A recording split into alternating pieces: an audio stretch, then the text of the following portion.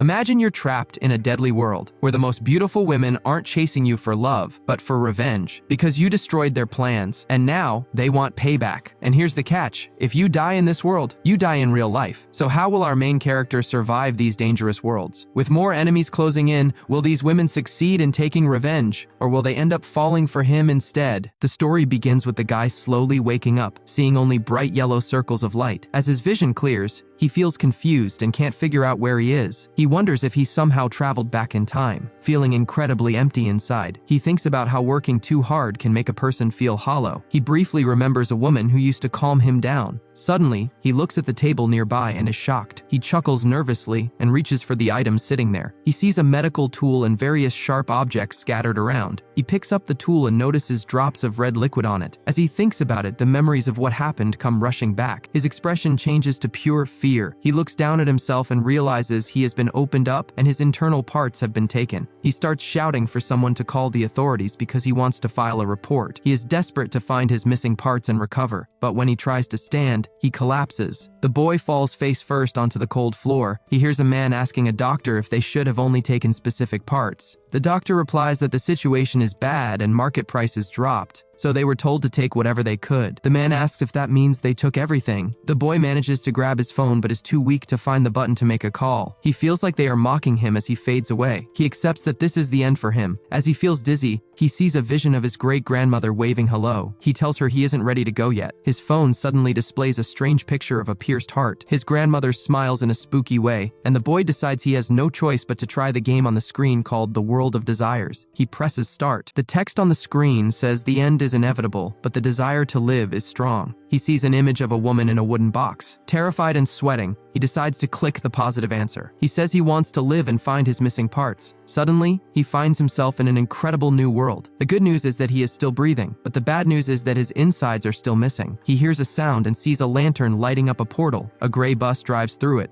and a girl in black clothes steps off. At first, he wonders where she came from, but then he sees she has a messy face and looks very creepy. She walks toward him with empty white eyes. The main character thinks he should be scared, but since he feels so empty inside, he figures he has nothing to lose. He stands his ground and asks her if she can really finish someone who is already gone. He tells her that his empty chest feels wide open. He smiles and opens his arms. The girl reaches out and kindly asks him to get on the bus. He decides to play along and walks toward it. The girl keeps repeating her request for the young master to board the bus. The boy asks if she heard him. Suddenly, the light behind him glows brighter, and the girl transforms. Her face becomes even scarier, with red liquid flowing down and foam coming from her mouth. She reveals sharp, creepy fangs. Instead of being afraid, the boy laughs. He says he has no parts left, so she can't scare him. He hits the monster girl in the face and tells her to ask him politely. The monster girl looks angry but admits she was careless. The boy crosses his arms and waits. Finally, she stands up and politely asks him to get on the bus. Satisfied, the boy smiles and boards the vehicle. Inside the bus, he looks in a mirror and sees he is dressed very well. He notices the bus is old and filled with sad people who have empty eyes. He finds a seat next to a quiet, frightened girl and asks her name, but she stays silent. The monster girl gets back on the bus and welcomes everyone to the world of wishes. She announces that their test is beginning now. Meanwhile, back in the real world, events are unfolding at an abandoned factory. A guy with glasses and a green robe is talking to another man near a red car. A girl tells the man he did a good job. Suddenly, she points a weapon at the guy in the robe. Before he can react, she takes him down. She then removes a beating heart from him, lifts it up, and says she can hear it. Back in the world of desires, the monster girl explains the first test, called elimination. She tells the passengers that in 10 minutes, they will cross an old bridge that is too weak to hold everyone. If they don't lighten the load, the bridge will break, and everyone will fall. She says if one person gets off, the rest will be safe. The passengers are terrified. She explains they can vote for someone to leave or force someone off. Only those who pass can get their wishes. With only 5 minutes left, a passenger asks what happens to the person who leaves. The monster says that person will simply end. The main character thinks about his own situation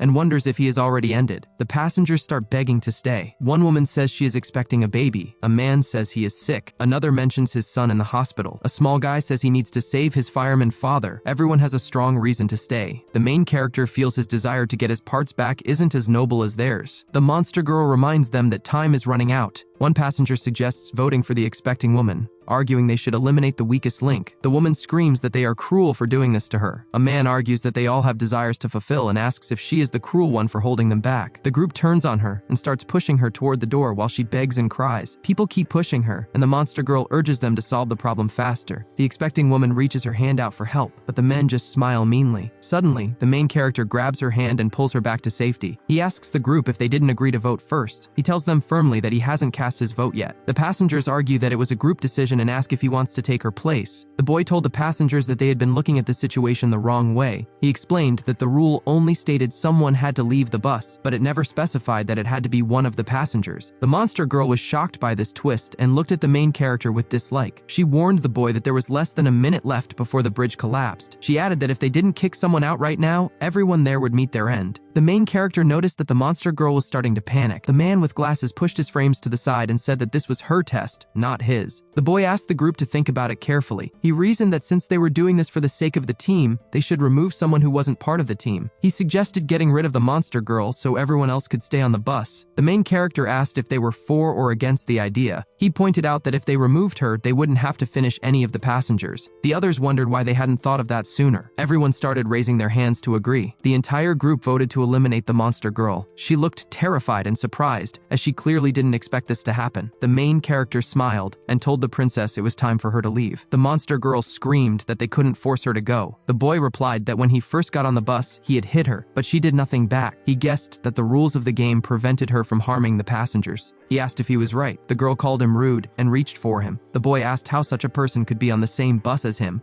then grabbed the monster by her hair. He told her to get out and threw her off the bus. The door closed immediately, and the passengers were happy with the result. The next stop was announced as the Weeping Twilight. One of the men noted that they seemed to have passed the first test. Another man commented that they should have thrown the conductor off from the start. He thought about how terrible it was that they almost forced an expecting woman to face danger. The main character looked down at his hands, which were glowing with a golden light. He wondered if he had received an item from the girl when she left. He remembered her mentioning special powers when she first asked him to board the bus. He couldn't quite understand what was happening, but he heard an evil voice in his head again. The boy felt a bit strange. The object in his hand looked like a summoning item. He decided it didn't matter because his life had always been dangerous anyway. He figured this trophy was a reward for his good actions. Suddenly, the passengers got worried and asked why the bus had stopped so quickly. They asked if they had to leave. The main character told them that the second test had begun. The bus was stopped in front of huge iron gates. The boy was the first to step off the gray bus and walk toward the gates. The other passengers followed, and the expecting girl asked what this place was. They heard a creepy sound nearby. Looking ahead, they saw a scary doll with two tails lying in the grass. It stared with empty eyes and smiled meanly. Meanwhile, somewhere else, the monster woman stood in front of a mirror, clutching her head. She couldn't understand why this was happening to her. Looking into a broken mirror, she complained that she had a chance to return to her normal form, but that guy ruined everything. She blamed him for everything. She wanted him to meet his end quickly and was serious about getting revenge. Back at the gates, the men saw the doll in the grass and claimed there was a ghost there. They couldn't figure out what it was, but one man said it was just a rag doll and told the others not to touch it. The main character told everyone in the back to stand up and exit one by one without pushing. The passengers listened to him and carefully got off. As soon as they were out, the bus started up on its own and left the terrible place. The girl asked how they would escape if the bus was gone. A man replied that they didn't even know if they would make it out alive. The boy asked if they were all going to meet their end there, as the place was very creepy. Suddenly, a girl appeared and asked what the noise was about. She adjusted her glasses and walked toward them. She asked if they were the volunteers. She stood in the doorway, introduced herself as the director, and asked the group to follow her. She explained that they arrived just in time because the residents were hungry. The group thought this sounded strange. The director grabbed the main character's hand. The boy told her it was normal to be afraid and that she didn't need to be so nervous. He realized why she was scared. The director told the group that each person would be responsible for 3 teams. She said they would find instructions on the doors left by the children. She warned them that they must follow the instructions to take care of the elderly people. If they broke the rules, there would be consequences. She mentioned the kitchen was on the ground floor and that each room had a restroom. She told them that since they were in a special situation, they needed to remember her instructions. The director walked them to the lobby of the nursing home. She told the passengers that this was their task for the day and gave the command to start immediately. She gave them a creepy look and warned them to stay in their rooms once it got dark. She added that at night, they needed to stay alert and not sleep too deeply. The main character walked to door number 203. He noted that the director said a lot but didn't mention payment. A sign said he had to deliver food to an elderly person who was difficult and angry. The boy wondered where volunteers would get their payment. He decided to go to the kitchen first. Remembering it was on the first floor, he headed downstairs. As he walked down the basement steps, he heard people talking about how good the food smelled. It seemed that if they didn't take good care of the old people in this test, they would have a hard time. The boy walked faster and passed a door with strange writing. One man asked another guy named Lou what he was doing. Lou said it was nothing, but the participant said he saw red liquid coming from under the door of room 101. Lou admitted he knew and that the task was to clean the room, but it looked like someone had been hurt. He suggested just frying some meat with extra spices because the lady in that room liked spicy food. The boy opened a pan and took out a piece of meat. He mentioned that this wasn't his first time in the world of desires, but every test was different, making it harder to avoid danger. He warned the others that even if they reached the end, they shouldn't try to bring back those who had passed away. A guy asked Lou why. Lou explained that those who are gone cannot come back to life properly. He asked if they were sure the person they brought back would be the same. He said he knew for sure that whatever came back would not be human. Meanwhile, the main character held up a plate of fried meat. The boy noted that only people close to the end, or with extreme desires, end up in this world. He said that when desire takes over completely, the end feels like a relief. He approached room 203 and announced the food delivery. When no one answered, he decided to enter. The old man inside didn't respond. The boy walked in and placed the meat on the table across from the bed. The old man slowly got up and approached the food. He leaned in close, smelled the fried meat, and began eating greedily. The main character asked him not to rush so he wouldn't choke. The boy thought to himself that this task was actually quite simple and he got lucky. But before he could finish that thought, the old man's face changed into something very scary. The boy joked that if the man didn't like the steak, he should have just said so. Suddenly, the old man reached out and plunged his hand into the boy's chest. However, the old man found nothing inside. The main character was completely empty and had no internal parts left to take. The old man couldn't understand how the boy could be empty inside. He continued to search within the main character's body, looking completely shocked. He couldn't even tell if the boy was a real person. The old man looked very creepy, with fangs instead of teeth and a strange shine in his eyes. The boy asked the old man why he kept trying, wondering who would have thought that even after the end, he would remain empty. He told the old man that it didn't matter whether he was there or not because everyone always wanted a piece of him. He asked the old man if he thought he was soft and why he was acting tough. The main character grabbed the old man and threw him to the floor. He asked why the old man was picking at the food he gave him. The boy grabbed the old man by the head and dark liquid began to flow down his body. The boy asked if the old man really wasn't going to eat and threw the plate at him. The old man began to groan and tried to push forward. The main character didn't let up and held him down firmly. He asked if the old man thought he would tolerate this behavior or if he was going to ask for mercy. Even when the boy threw the old man to the floor, he didn't let go of his face. The old man tried to say something, but the main character looked at him and said he couldn't understand a single word. While he was dealing with the old man, the expecting girl looked into the room. She opened the door and asked the boy if he could help her. She saw a terrible scene in front of her. The main character was standing over the old man looking like he was finishing him. His hand was on the old man's face, which was covered in red liquid. The girl was shocked and wondered what was happening. She stepped into the room, noting that the task was to take care of the patient, but it looked like the boy was hurting him instead. The main character continued to hold the old man by the head. The old man mumbled something very quietly. A voice in the boy's head told him he was doing the right thing and needed to finish him. He kept his hand on the old man's head and thought about his next move. He wondered if that was all the time he had. He thought the old man was weak and decided to use the card again to call the spirit. However, he remembered the rule that 3 hours must pass between calls. The boy was not happy about this delay. He realized the item hadn't reset yet, and he started to sweat. He decided to change his approach and explain to the old man that everything earlier was just a misunderstanding. Surprisingly, the old man didn't attack him, but tried to speak again. The main character realized the old man had returned to normal, perhaps because he was scared. He approached the old man and asked if he was going to eat. The old man mumbled something unclear and rushed straight to the plate of fried meat. The boy called him a good boy. He thought that the spirit map must be capable of influencing a person's mind, otherwise he wouldn't have had such aggressive thoughts. Unsure of what would happen next, he decided to keep the card a secret and use it as a trump card. He went over to the expecting girl, who was waking up,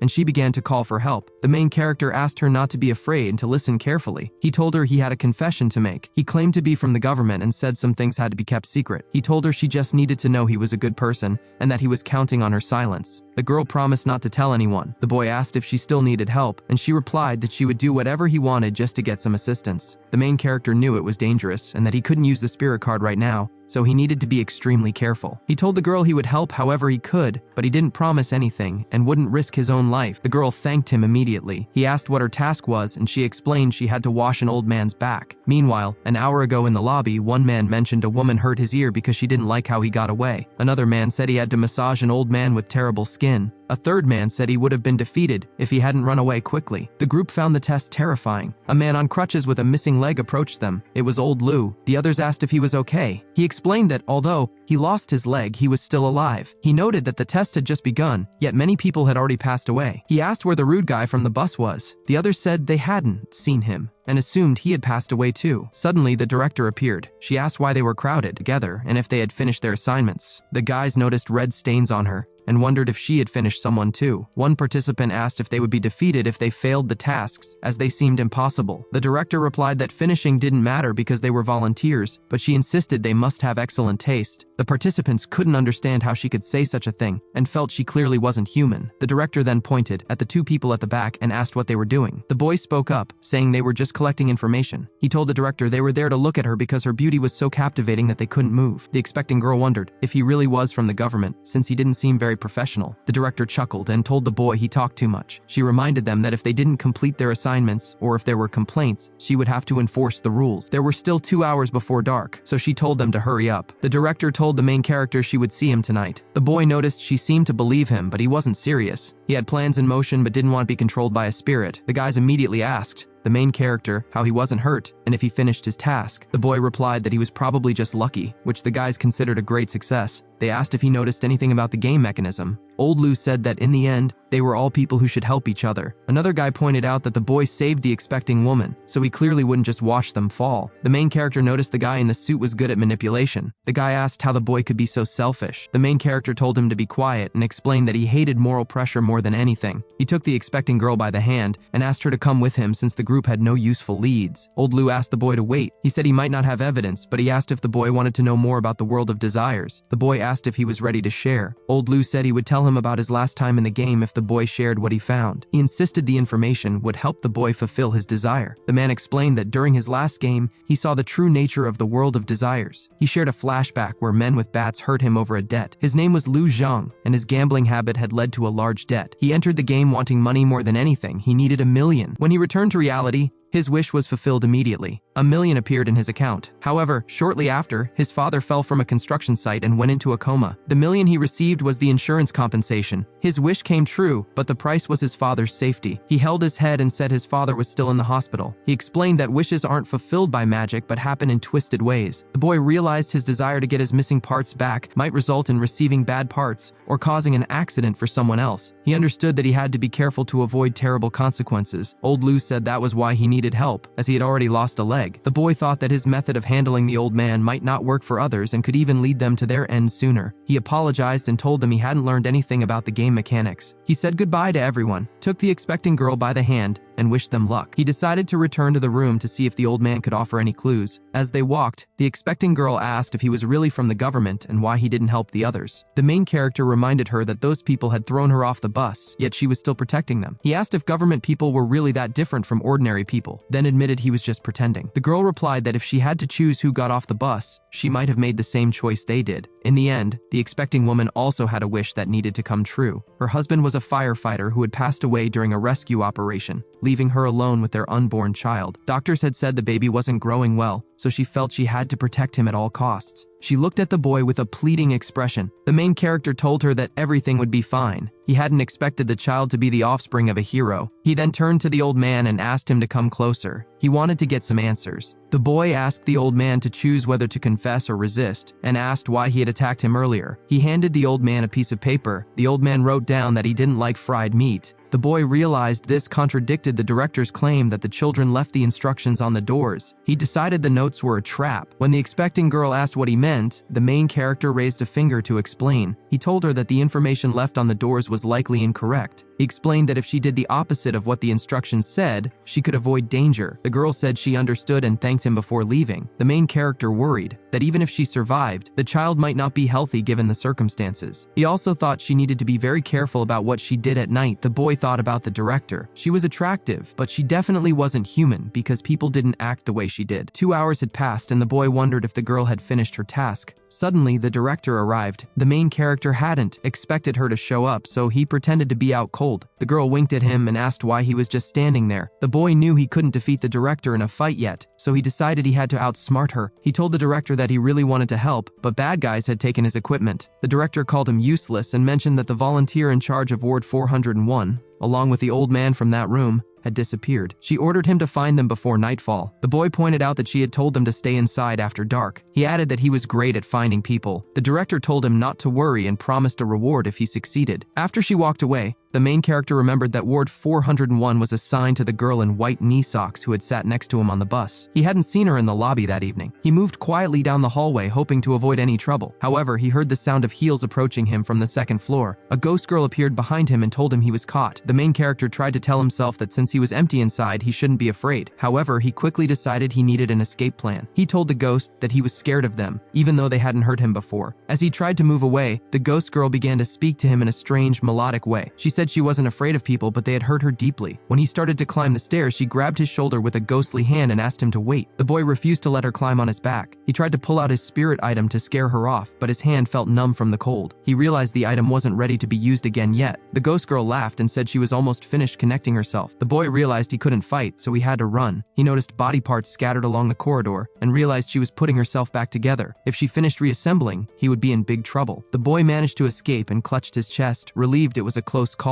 He noticed there were no red stains in this corridor, which was a good sign. He found himself in front of room 401. The note on the door said the father had memory issues and liked to play hide and seek behind the curtains, but that playing with him was dangerous. Remembering his theory about opposites, the boy decided he needed to play hide and seek to complete the task. He opened the door and greeted the room in different languages. He looked behind the curtains, but nothing was there. Suddenly, he heard a noise. The girl from the bus ran toward him, screaming for help. She hugged him tight. The main character asked her to explain what happened to the old man. She explained through tears that she tried to play hide and seek, but it went wrong. She said the first time she found the old man, he was standing still, but the second time, there were other people with him. By the third time, a whole squad of old men was hiding behind the curtain. She was terrified and asked the boy to be her boyfriend so he would save her. The boy told her not to misunderstand. He was just there on the director's orders and wasn't trying to be a hero. The girl begged him for help, admitting she didn't want to meet her end. The boy thought that compared to the brave, expecting woman, this girl just wanted someone else to pass the test for her. The boy approached the curtains and pulled them back. Instead of old people, he saw creepy monsters with glowing red eyes. They shouted that they had found him. The boy realized these creatures targeted young people. He raised his fist, which glowed with golden light, confident he could handle them. The monsters laughed and attacked. The boy fought back, but they kept coming, hitting him and shouting that they found him. The main character said he hated being hurt and that they deserved to be defeated. He used his energy to fight them off, exhausting himself in the process. He managed to defeat one, but another monster immediately took its place, calling it a cheat. Suddenly, the boy looked out the window and saw a red moon rising. He realized the director's trap. She had told them to stay in their rooms at night, but the rooms had no curtains to block the light. The strange moonlight was making the old people go crazy and turn into monsters. The director wanted to feed the volunteers to them. The boy realized the truth. He tricked the monsters into looking at the moon. When he looked back, the monsters had melted away, and a normal old man stood there smiling. The boy told the old man to rest and promised to play again tomorrow. He ran out of the room, realizing he had found the missing patient. However, since the red moon was still out, it was too dangerous to leave the area. He heard the girl on the stairs screaming for help as the ghost hovered over her, but with his card still on cooldown, the main character couldn't do anything to save her. 3 hours passed, and the main character looked ahead and chuckled. He wondered if that was the last anyone would see of the sister in the white knee socks. He looked at the stairs and hoped for the best. Meanwhile, he went back to room 203. He noticed that the elderly people in the nursing home were going crazy because of the blood moon. However, the moon didn't affect the ones who had already been defeated. He thought to himself that it was a good day. He asked the old man to write down what he wanted to eat the next day. The old man wrote on the paper that he wanted raw meat. The main character promised to bring him a huge plate of it. Then, the old man wrote that, to be honest, he didn't like raw meat, but his son did. The boy asked if he had been saving all the meat for his son on purpose. He pointed out that the meat was all rotten. The old man wrote again, saying he didn't know when his son would return. The main character thought about this and realized something was wrong. The old man was waiting for a son who had likely left him in this strange nursing home to pass away. The meat the old man saved for him just sat there day after day, smelling terrible. The boy thought that being torn between love and obsession was a cruel thing. The first night in the nursing home finally ended. The participants gathered outside under a glowing lantern lantern. The group noticed that fewer people had passed away last night compared to the first night. They all stood in a circle. The main character approached the expecting girl and said he was glad she was still alive. She thanked him immediately, saying she would be gone if not for his tips. The boy replied that it was just a guess, but since she verified it worked, she could tell the others. Suddenly, Red Heels appeared. It was the director herself. She walked up to the group and said it was not bad that so many of them were still there. She threw a card into the air. Looking at the children, the director explained that these were their tasks for the day. She said she hoped to see them again. She had a tricky look on her face, smiling and licking her lips. She stopped and asked the main character, Wang Ming, to come to her. She announced that, even though the volunteer in charge of Ward 401 had passed away, Wang Ming had managed to find the missing old man. She said he did a good job and handed him a bag as a reward. Wang Ming told the director he was honored to help and laughed. The director asked if he was telling the truth and promised to visit him again that night. The main character wondered why life was so harsh. He looked in the bag and was surprised to find money. He didn't expect money to exist in this world. Old Lu explained that this was the currency of the world of desires. He said he saw people using them last time and that they are called wish coins. Wang Ming said the name sounded too beautiful for money from such a dark place. The old man told him not to underestimate them. Lu explained that players often fought each other just to get 10 of these coins, and many were defeated in the process. He asked what Wang Ming did last night to earn so much. The main character explained that she simply asked him to go to the 4th floor to find the missing old man and the volunteer. The old man asked if it was a secret mission. He noted that going to the 4th floor alone at night took a lot of courage and wondered if Wang Ming knew secrets about the game. Old Lu asked everyone to be quiet. He said that Wang Ming had shared some information with him earlier, but he had more to share in exchange for clues. The boy realized Lu really knew something. Lu asked if everyone present was from Linhai. He explained that they all came from the same place because the world of desires chooses people by region. The group thought about it, and the expecting girl agreed, listening carefully. She confirmed they were all from Linhai and asked one of the boys if his father had been injured in a fire at the central shopping center. The boy asked how she knew. She explained that her husband, Captain Shin Hong, had passed away in that same fire. The boy replied that he knew him. Wang Ming told the boy that since he came from a family of heroes, he would be fine. Old Lu gave the kid his number and promised to send him 100,000 yuan when they got out if he shared the clue. The other guys immediately started raising the stakes, offering even more money for help to escape. The main character originally wanted the expecting girl, Yun Lei, to share the info, but he didn't expect the bidding war. Wang Ming chuckled and told them to forget about the money. He said since they asked so sincerely, he would just tell them. He explained his experience in the new ward at room 204. The task was to clean the room. The sign said the mother had memory loss but was harmless, so volunteers shouldn't be afraid. He told them he slowly opened the door but didn't see anyone. Suddenly, a monster woman appeared and demanded to know where her daughter was. She was very strong for her age and threatened him, saying she wanted to see her daughter or he would face the end. The main character said he hadn't expected her to attack so fast. He remembered she forgets things but wondered what she did remember. He decided to pretend to be her daughter. He called out to her, saying her precious daughter had come to visit. The old lady immediately changed her demeanor and asked if Shan was there. Wang Ming called her mommy and asked if she had forgotten him. The woman asked how a mother could not recognize her daughter but noted she looked different. The boy told her she wouldn't understand because it was just the new fashion. He asked his mommy to come inside and said he was hurt that she was so fierce. The woman lowered her head and apologized, saying it was her fault. She explained that she thought he was one of the hospital assistants. The main character asked what she meant. Wang Ming asked mommy what was wrong with the assistants. He said he thought they were nice people, but the woman exclaimed that they were deceivers. She explained that the hospital assistants often hurt the patients and didn't feed them. She added that they inject the old people with something that makes them pass away. The main character realized that the elderly people believed the danger came from the helpers. He knew he had learned something important. The woman then asked if her daughter would take her home. She promised she wouldn't have any more accidents. Wang Ming replied that of course he would take her home as soon as he finished his work there. He asked for permission to clean the room first. The woman said she knew her daughter was understanding. The second night in the nursing home began. Wang Ming turned to the director and asked what he could do for her this time. She explained that a shipment had arrived and asked him to move boxes from the truck to the 5th floor. She warned him that no matter what happened, he must not open the boxes. The main character listened and thought about her instructions. She said she would return later. He felt calm, which seemed to puzzle the director. She wondered what the assistants were up to and why none of them had passed away that night. Meanwhile, a huge truck was parked outside, and a guy was unloading large boxes. Wang Ming approached the vehicle and asked the guy if he worked there. The guy didn't answer and closed the car door. Wang Ming asked again what he was doing. The man looked at him sadly and said he couldn't talk about it. The boy stepped closer and said he didn't want to be misunderstood. He knew the man was the driver and just wanted to know what was in the boxes. He claimed the driver was trying to leave him with nothing. He asked if the driver wanted to smoke and told him not to rush. The driver got interested and asked where the smokes were. Wang Ming pointed to his pocket and asked for a hint first. The man got angry, asking why the boy deceived him and if he wanted to meet his end. However, Wang Ming flashed a banknote. He decided he wouldn't let the driver leave without answers. The driver's attitude changed, and he said it was all a misunderstanding. The main character laughed. noting how money makes things happen. The driver offered the boy a smoke, but Wang Ming said he didn't smoke and just wanted answers. The man asked if he really wanted to know what was in the boxes. Wang Ming said yes, and asked how the driver knew. The man explained that noble people often forget things. He revealed there was nothing special inside, just solutions, mostly sedatives. The boy asked what they were for. The man explained that if there were any naughty old men, one injection would turn them into good boys. The main character thought to himself that this must be the substance the aunt in room 204 was talking about. She said if you injected it into a person, they would pass away. Now, the director was asking him to move these boxes. Wang Ming wondered if she really wanted to finish someone off. He turned to the driver, mentioned he hadn't seen him before, and asked if he was new. The driver explained that he only came at night to pick up goods and asked if Wang Ming was afraid of bumping into that thing. When Wang Ming asked what he meant,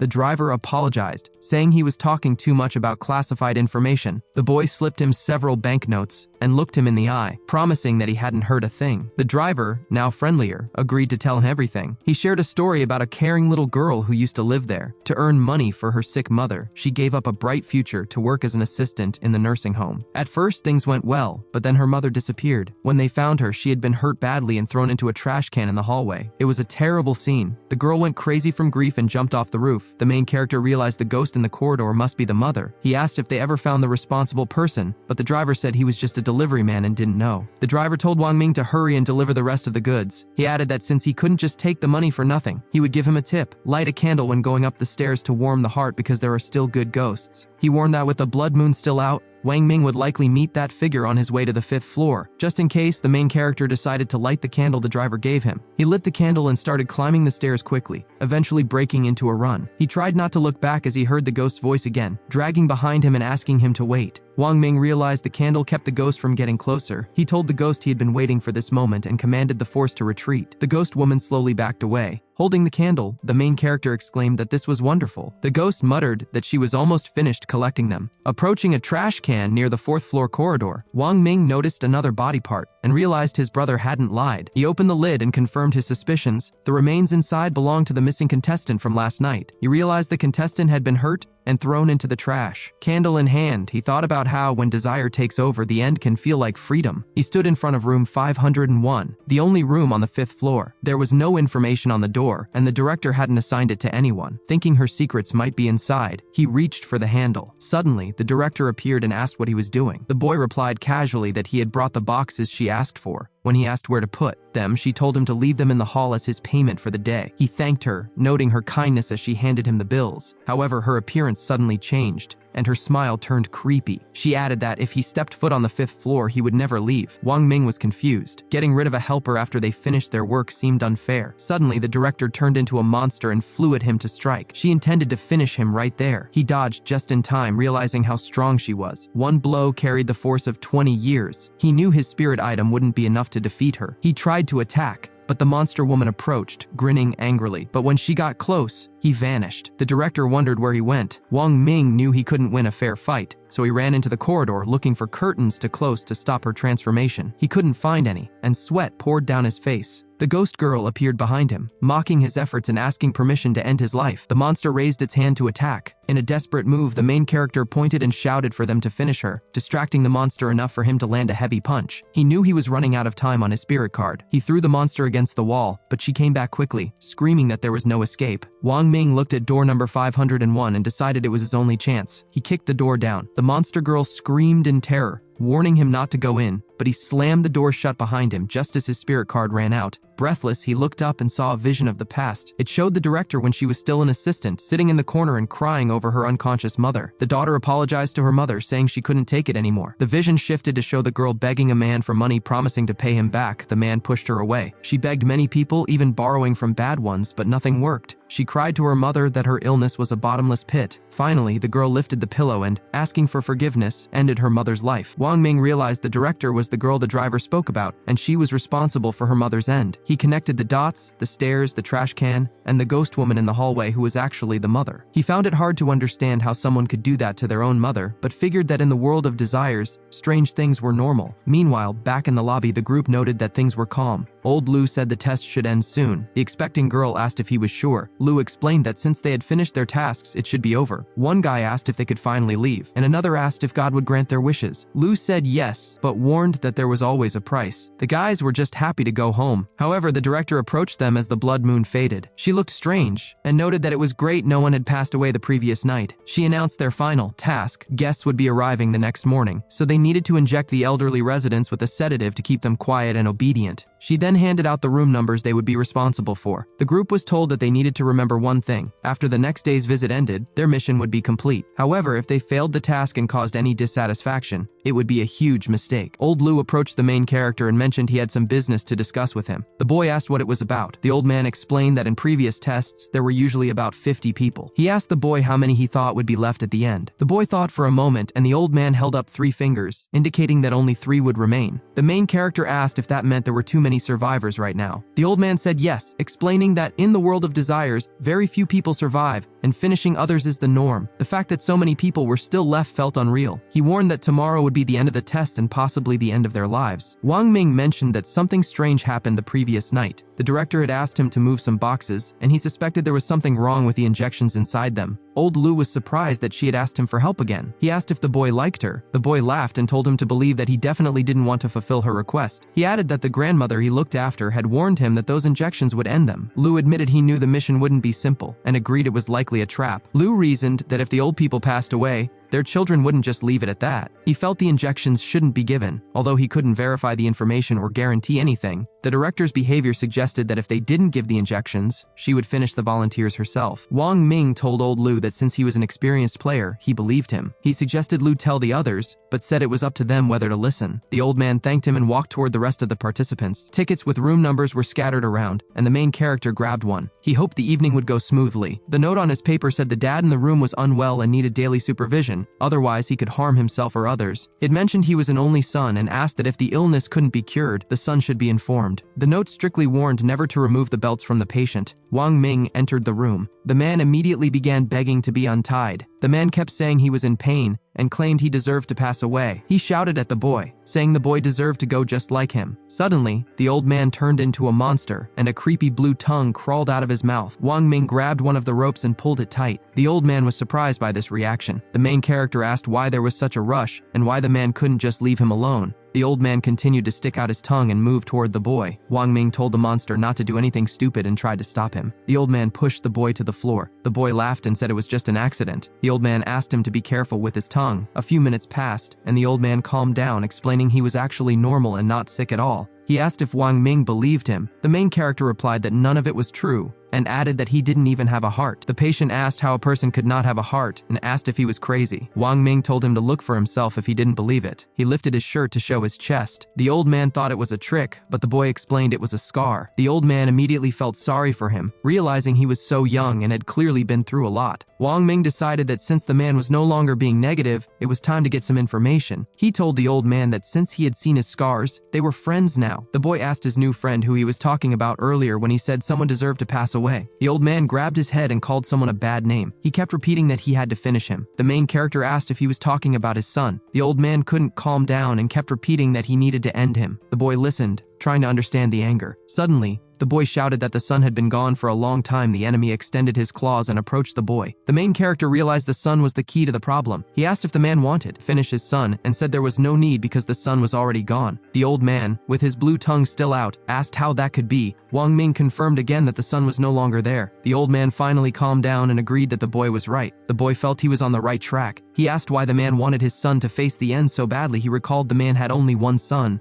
The old man explained that years ago, his wife, the son's mother, became seriously ill. The doctor said she could be saved, but it required a lot of money. The old man wanted to sell their house to save her, but the son refused. The couple had worked hard to buy that house for the son, but in the end, the son valued the house more than his own mother's life. The old man got angry again, gritting his teeth and clenching his fists. He exclaimed that he was happy the person was finally gone and started laughing. The main character worried his lie had gone too far. The old man smiled and asked if his relatives would visit tomorrow. Wang Ming said yes and asked why. The old man explained that every time relatives came, the number of old people in the home decreased. He said it used to be busy, but now it was almost empty. Wang Ming listened carefully. Meanwhile, the full moon rose outside. The third night was ending. The next day in the lobby, visitors arrived. A girl called out to her mother, and a son asked if his father missed him. The girl asked a nurse for her mother's room number. The visitors headed to the rooms. Suddenly, strange shouts echoed through the hall. The girl asked what happened and if her mother was gone. A guy replied that he didn't know because everything was fine yesterday. Then, another guy shouted that his father had passed away. The visitors began screaming that the nursing home was heartless and that the staff would pay for this. They said the staff must face the end. As this happened, the visitors' faces began to change into monsters. Cries for help filled the air. The director laughed and shouted that just as they were born, they would all eventually turn to dust. Chaos broke out. Monsters walked through the first floor hall with power. The visitors screamed for help, but the atmosphere was terrifying. The second floor corridor was also full of people. The expecting girl stood near the stairs, warning others not to approach as a ghostly monster climbed up. The main character appeared just in time and asked the girl how she was. She said she was fine, but asked where all the monsters came from. The boy grabbed her hand and dragged her away, explaining they needed to get out quickly because the situation was dangerous. He realized that it didn't matter if they gave the injections or not. The end was inevitable either way. He figured there had to be a solution. Many monsters chased them. The expecting girl told the boy to save himself, saying her powers were limited and she couldn't save everyone. Wang Ming refused to leave her and continued to fight the ghosts. He punched one with all his strength. He noticed the power of his spirit item had increased, but something felt wrong. The evil spirit was consuming him. He glowed with a bright, fiery light. He realized if he freed himself from the power now, the monsters would defeat him. He had been waiting for the right moment. He decided to see if he could control the power before it absorbed him. As a monster approached, he extended his hand and spoke of the king's order. He remembered old Lu talking about the injections and realized the director hadn't bought them. The main character looked at the participants and realized the truth. If the director didn't buy the injections, the children must have. The kids, the visitors, had bought the injections because they wished for their elderly parents' speedy end. The expecting girl began to apologize, blaming herself, but the boy told her it wasn't her fault. They had been in danger from the start. However, he had a crazy idea. Wang Ming grabbed the girl's hand and dragged her away from the monsters. The countdown for his golden spirit ticket had begun. He kicked down the door to room 203, and they rushed inside just as the ticket expired. He hoped this room would be safe enough to remove the effects of the item. He then asked who the children of the tenant in room 203 were. He asked the visitor to see for himself, explaining that his father always saved raw meat because he loved it, but the son lacked the courage to visit. The father had been left alone to rot with the food. It wasn't the father who neglected himself, but the son he raised. The son argued that even if it were true, the food was rotten and disgusting, pointing out that his father even hid it in his pockets. Wang Ming challenged him, asking how he dared call it disgusting, and threw a piece of paper at him. The son read his father's daily note. He loves raw meat most of all. Sweat ran down the son's face as he remembered his childhood and how his parents used to prepare raw meat for him. He recalled entering the kitchen and complaining about the smell, threatening to send his father to a nursing home if he became a slob in his old age. The son realized the food wasn't rotten when his father first saved it. Wang Ming explained that the son simply never came to visit. Despair and pity filled the son's eyes. He approached his father, asked for forgiveness, and extended his hand, promising to take him home. The old man smiled for the first time in a long while and squeezed his son's hand happily. Wang Ming and the expecting girl looked up, realizing they had missed a key point. The task was called the Weeping Twilight, a metaphor for the elderly, meaning their final years shouldn't be filled with tears. At that moment, the monsters stopped attacking. They moved to room 204. Wang Ming spoke to a girl who complained that her mother had forgotten everything. The grandmother kept asking if the girl was her daughter. Wang Ming pointed out the irony that the only name she remembered was the one of the people who wanted to abandon her. The girl tearfully asked her mother for forgiveness. Wang Ming moved down the corridor to help others. Suddenly, a guy grabbed his arm, accusing him of manipulating his feelings. He claimed his father had wanted to finish him because he refused to sell his house to save his mother. The guy swore he wouldn't forgive his father. Wang Ming told him that he was wrong and that the forgiveness he needed was his own. The guy got angry and threatened Wang Ming, saying he would wait at the door while the boy went inside. Inside, the old man asked if Wang Ming was leaving. The boy said yes, but confessed he had lied earlier. His son hadn't passed away. The old man's eyes filled with tears. He admitted that although he should be angry, he didn't want to hurt the boy. Wang Ming explained that although the son was alive, he was sick and needed a heart transplant that the hospital couldn't provide. The old man immediately offered his own heart. Wang Ming asked if he didn't want to finish his son for abandoning his mother over an apartment. The old man laughed and revealed the truth. His mother had refused treatment to avoid burdening her son, but the old man hid this and tried to force the son to sell the house. He hadn't expected the son to refuse so decisively. The old man begged the boy to give his heart to his son since he couldn't leave the facility. Suddenly, the son burst in, fell to his knees and apologized, admitting it was all his fault. The father simply asked if he was okay, saying that was all that mattered. Wang Ming and Yunle returned to the first floor hall after clearing their rooms. However, they were too late for the other participants who lay defeated on the floor. Wang Ming noted that they seemed to have passed the test. Yunla asked for his contact info and suggested dinner. Wang Ming laughed, realizing he was hungry. Suddenly, a monster appeared, declaring no one would leave alive. Wang Ming realized his spirit ticket was still on cooldown. As the monster attacked, the boy pulled a bottle from his pocket and swung it. It hit the monster in the face, causing red liquid to flow. The bottle rolled away,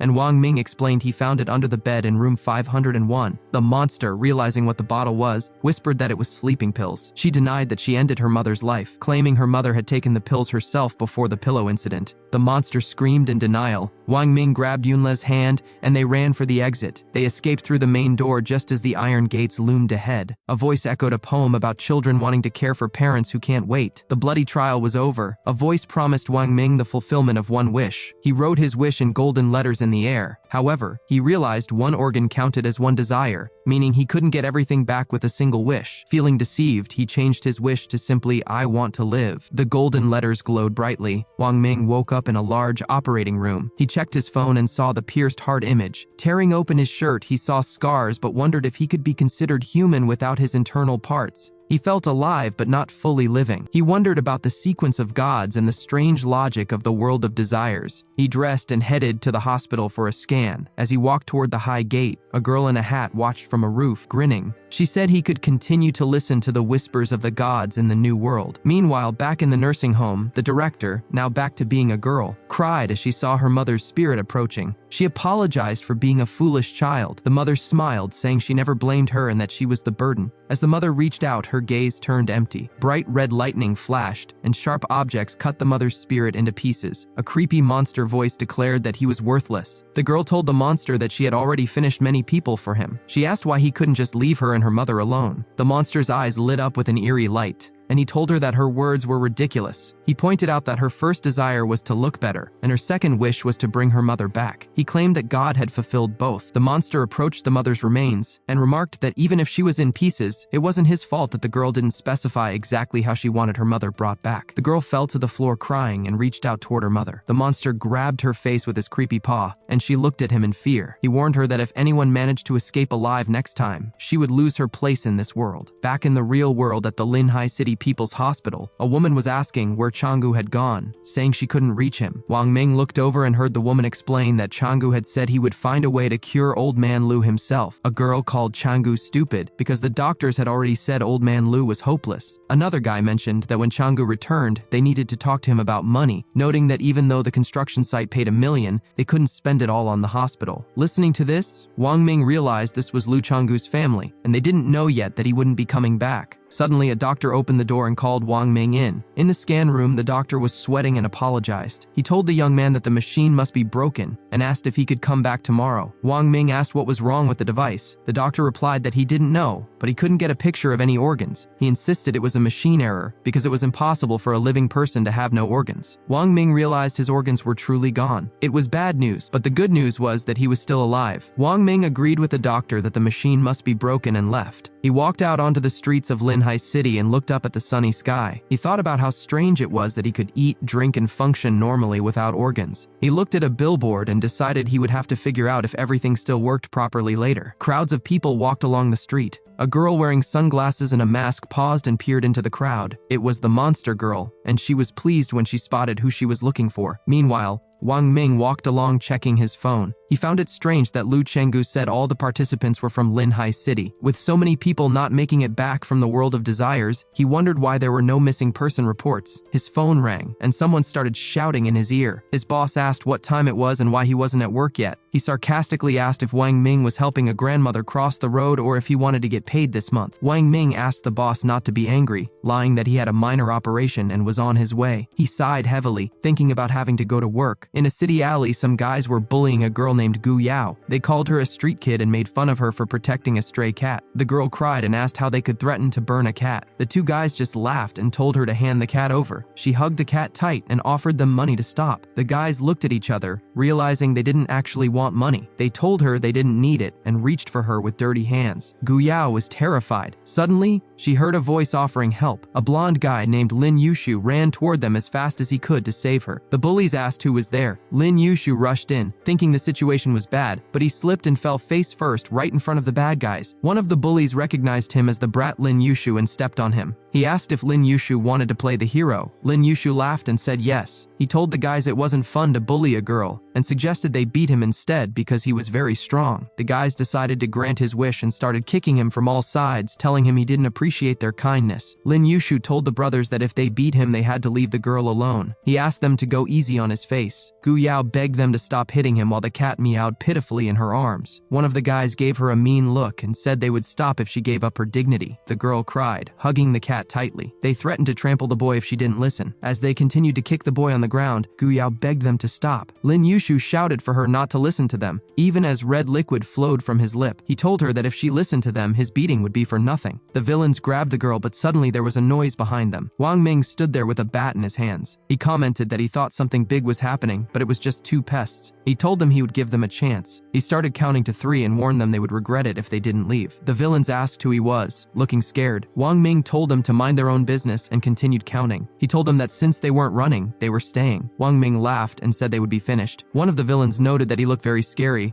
The other guy told his friend to leave immediately, and they turned to run. As Wang Ming reached 3, he swung at the opponents. He took revenge for the girl and the boy on the floor. The guys shouted they wouldn't do it again and ran away. Lin Yushu got up and thanked his brother for saving him, though he claimed he could have handled it himself. Wang Ming laughed and asked if that was true. He then reached out to the girl and asked if she was okay. She took his hand and thanked him, saying she was fine. She looked at him closely and asked if he was Wang Ming. She was surprised, and Wang Ming was also surprised that she knew his name. She explained that they used to be classmates, though he probably didn't remember. Lin Yushu jumped in, joking that saving girls must be a tradition at their school.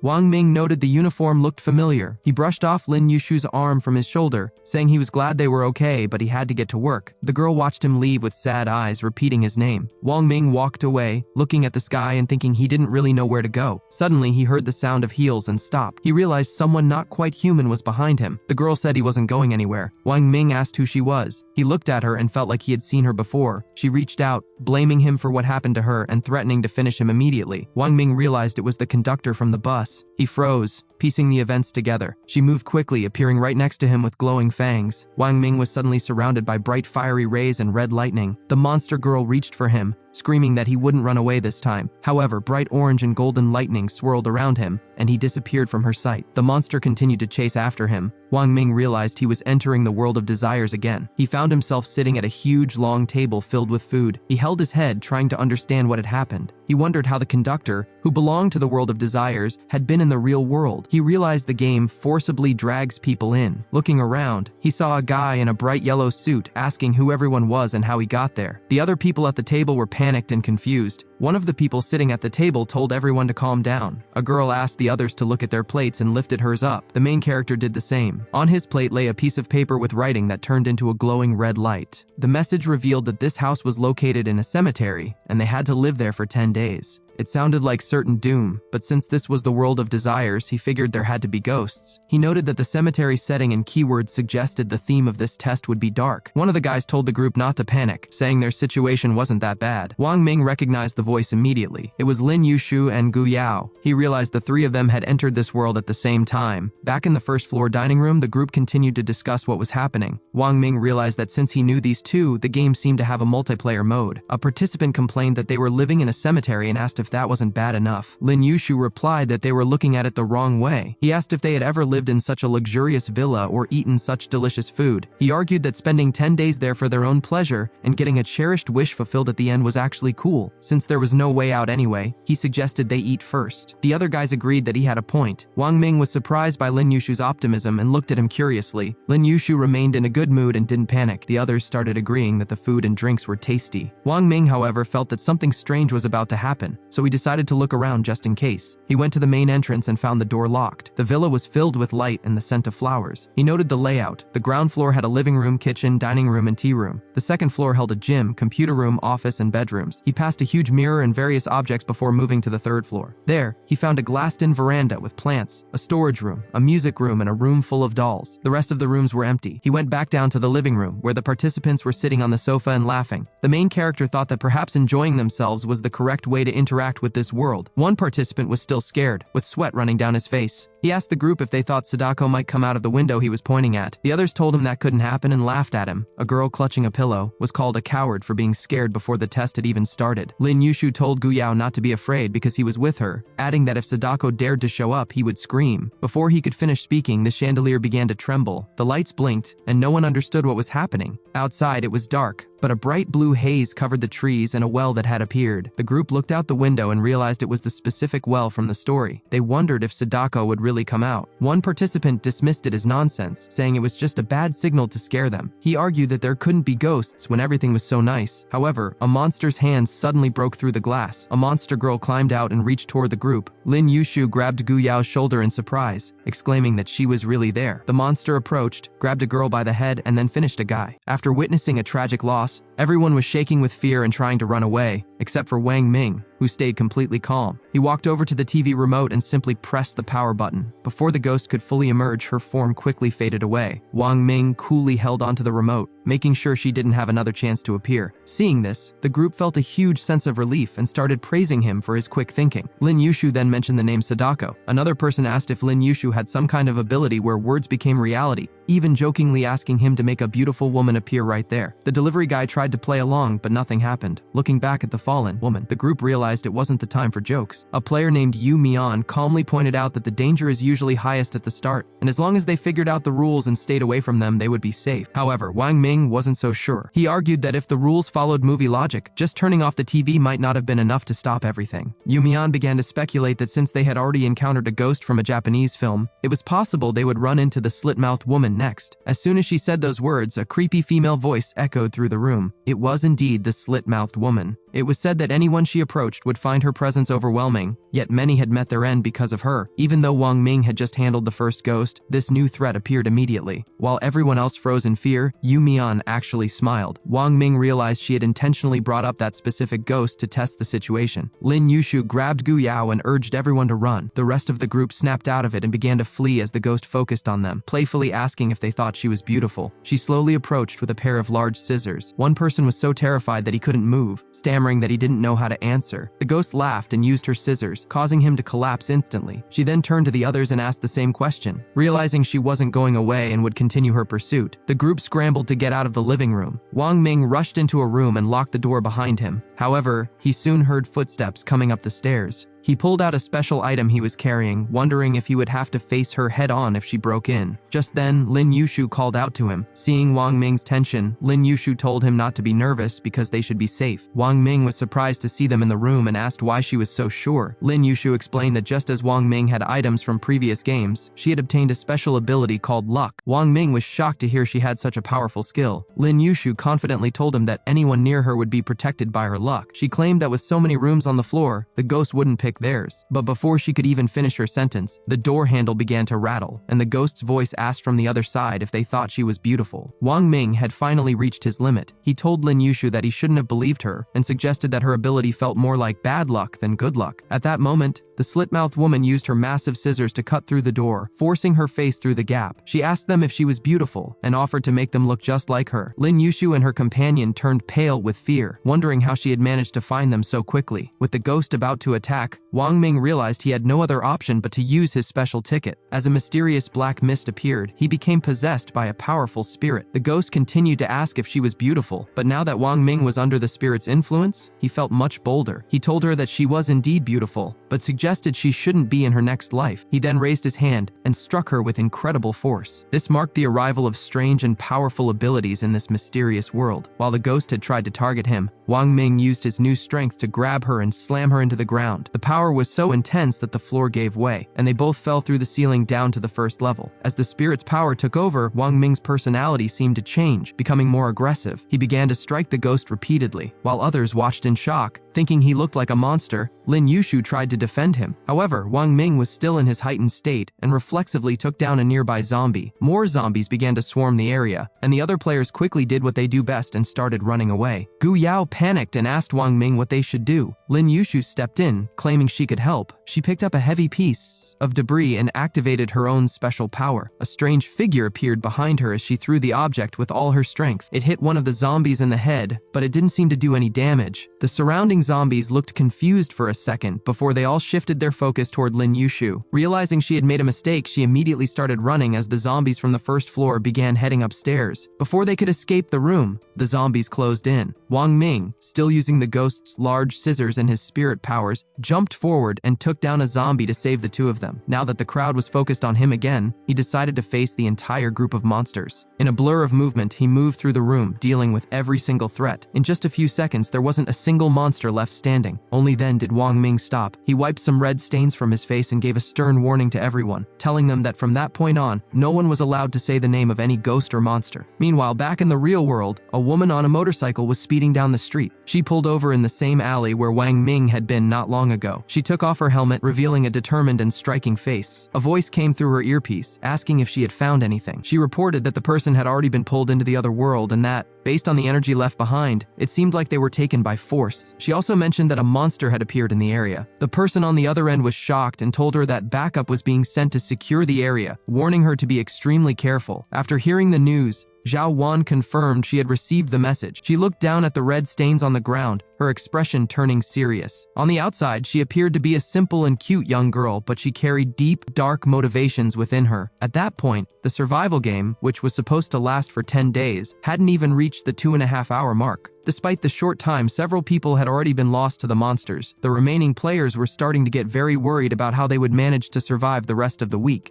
Meanwhile, Wang Ming, who was calmly holding some food, pointed out that there were no more empty rooms on the second floor and asked if the others wanted to move to the third floor with him. Lin Yushu wisely decided to stay close to him. Wang Ming's impressive actions had also caught the eye of a veteran player named Yu Mian. Once they settled into a room on the third floor, Lin Yushu thoughtfully gave Wang Ming a back massage. She asked him if the power he used earlier was his special ability, noting how strong it was. Wang Ming didn't say much. He was starting to realize that the spirit's influence on him was getting stronger, and he knew he should try to use that power less often. He then asked Gu Yao and Lin Yushu why two students like them were involved in such a dangerous game, noting that it didn't seem like their first time. Gu Yao sadly explained that it was her second time there, but she didn't have any special items or abilities yet. She mentioned that she had heard the way desires are granted can be very strange and unsettling, so she hadn't let her wish be fulfilled yet. Wang Ming thought about it and asked how she had been pulled into the game the first time, since usually it only happens to people who are in a desperate situation with a very strong desire. Gu Yao was honest, admitting that back then, she had a strong grudge against someone and had nearly lost her own life. Wang Ming wondered if she had been dealing with a bully and suggested that for her next wish, she should imagine a future where she is safe and has the strength to protect herself. When he asked Lin Yushu about her situation, she admitted it was her third time in the game. Even though she had survived 2 challenges, she hadn't received any items, but she confirmed that her luck ability was a real power she had developed. Wang Ming was surprised that she had finished the game twice without having her desire granted. Lin Yushu explained that her goal was very ambitious. She wanted to put an end to the survival game entirely. She believed that even if it seemed impossible, someone had to try because a world like that shouldn't exist. Just then, there was a knock at the door. A woman's voice outside said she had a clue to share. When Wang Ming opened the door, he recognized Yu Mian. He confronted her, asking why he should trust her after she had intentionally put them in danger earlier. Yu Mian got straight to the point, asking if his ability was a combat type. She explained that she had an ability that allowed her to find crucial information about the challenge and offered to share the clue first to prove she was sincere. She revealed that there was a mole among the players. She had been in a previous game where one of the challengers was actually a ghost from the start, acting as a double agent to pick off people who were alone. In that game, out of hundreds of people, only 4 survived. She reached out to Wang Ming because of his strengths, suggesting that if he could get rid of the mole, they would all be safe for the rest of the time. Wang Ming asked if she knew who it was. She admitted she didn't, but suggested they use a process of elimination. She asked Wang Ming how well he knew his 2 companions. When he told her they were already acquainted, she decided to rule them out as suspects for now. She reasoned that a mole would likely be someone with no connection to the others. Her solution was simple but chilling. She suggested that if they eliminated all the other players, the threat would be gone. Lin Yushu and Gu Yao were horrified by the suggestion. Wang Ming was immediately angered, asking if that was really her plan. He reminded her that losing in this world meant disappearing from the real world forever. He told her that what she was suggesting wasn't a strategy, but a total massacre. Yumian didn't seem to care at all, arguing that since they were in a world with no laws or rules, it was only logical to team up and use his strength to finish the challenge quickly. Hearing this reminded Wang Ming of a man he had met earlier. He acknowledged that while it was true that there was no order here and people might do anything to survive or get what they wanted, he couldn't go along with it. Yu Mian thought Wang Ming was agreeing and started to laugh, saying that surviving was the only thing that mattered. However, Wang Ming's next words stopped him cold. He explained that even in a place that turns brave people into victims and forces the kind to do terrible things, they were still human. He said he didn't know if he would make it out alive,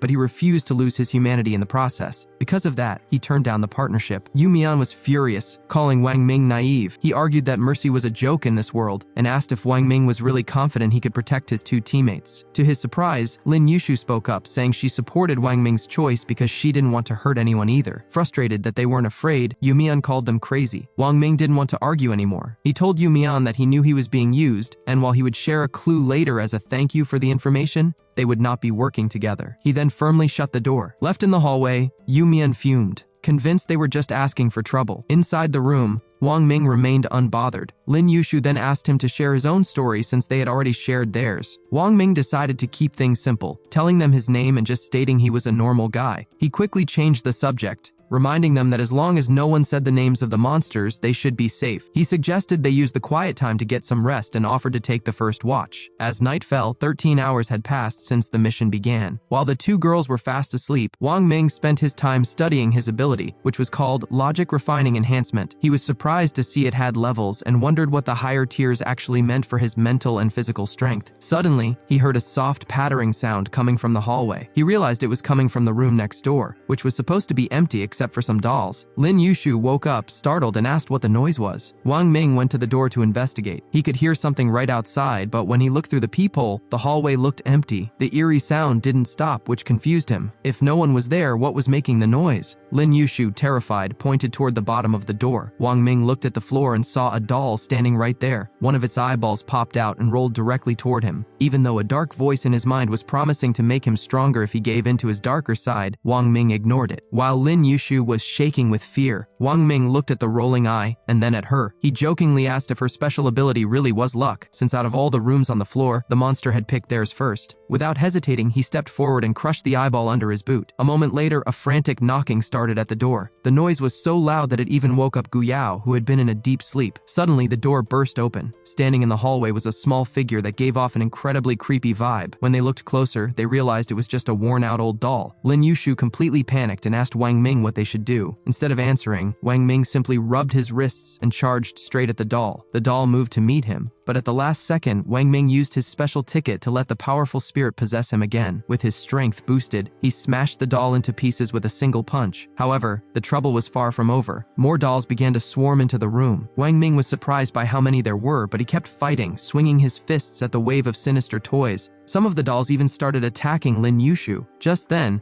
a hand reached in from the doorway, and a terrifying female voice echoed through the room. Wang Ming's heart sank when he heard it, wondering how those two were back already. The figures appearing were the same ones he thought he had already handled earlier. The situation in the rest of the villa was just as bad. The hallways were filled with terrifying spirits, looking like a scene out of a nightmare. Screams echoed everywhere as players began to fall one by one. Wang Ming managed to deal with the primary threats again by using his spirit powers, but the constant fighting was wearing him out. He felt the pressure building and wondered how so many people could have triggered the monsters at once. He knew he couldn't keep this up forever. The dark spirit inside him sensed his weakness and offered a deal. It promised that if Wang Ming made a pact, it would give him much more power and time, which would easily solve the current crisis. Wang Ming ignored the offer, calling the spirit an opportunist and saying he didn't need its help to survive. Just then, the 3-minute limit on his spirit power ran out. Lin Yushu noticed that Wang Ming's ability was on a cooldown and tried to activate her own power, but nothing happened. She realized that her luck was a passive ability and couldn't be turned on whenever she wanted. As a monster closed in on her, her life flashed before her eyes. She remembered her childhood and her father, who was a gambler that used to hurt her mother for money. She recalled a terrible day when her father had forced her mother to sign away her life for a large sum of money. She realized that her father's wish for that money had been granted by this very game, which was why she was so determined to destroy the desire world once and for all. In that moment of life or death,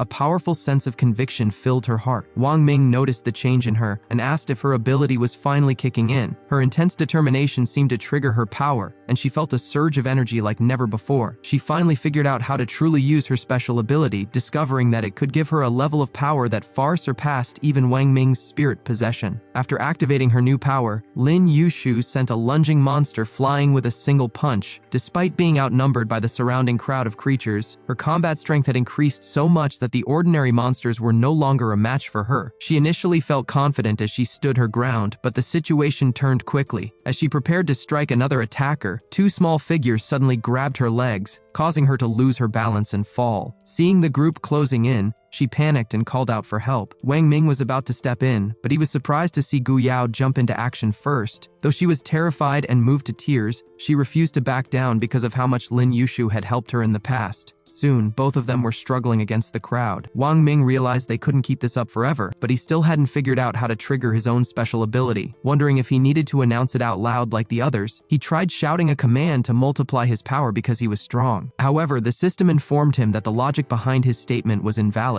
He quickly tried a different approach, stating that because he exercised regularly, his strength was naturally great. This time, the logic was accepted. A massive surge of power suddenly filled his body. He casually kicked a door panel, sending it flying with enough force to take down a monster. The surrounding creatures were stunned by his raw strength, and his teammates looked at him as if he were a hero. Wang Ming finally understood how his ability worked. By combining it with his spirit power, his strength became even more intense. He felt like he could handle anything, taking down enemies with single strikes. Even though more monsters kept appearing, he wasn't worried. He threw a powerful punch into the air, releasing a burst of light that cleared the entire room. Worried about the people on the second floor, he rushed upstairs and was relieved to find the other challengers using their own items to hold back the spirits. With them managing on their own, he was able to focus on the strongest threats. The fight lasted through the entire night. It wasn't until the sun came up that the chaos finally ended. Only a few players were left in the villa. Out of the original 24, only 10 had survived. Wang Ming mentioned to Lin Yushu that her luck ability hadn't seemed very helpful during the fight, but she disagreed. She told him that meeting him was a form of good luck in itself. Wang Ming then asked if using these abilities came with any negative side effects. Lin Yushu honestly explained that using any special power or item usually has a price, though she wasn't sure what the cost of her luck was. She guessed that perhaps experiencing bad luck later was the trade-off. This made Wang Ming stop and think, as it seemed to explain some of the strange things that had happened. When Lin Yushu asked about the cost of his own power, he shared what had happened after he deactivated his ability. He explained that a monster that wasn't quite finished yet had bitten his leg. Out of everyone there, it had targeted him, but luckily,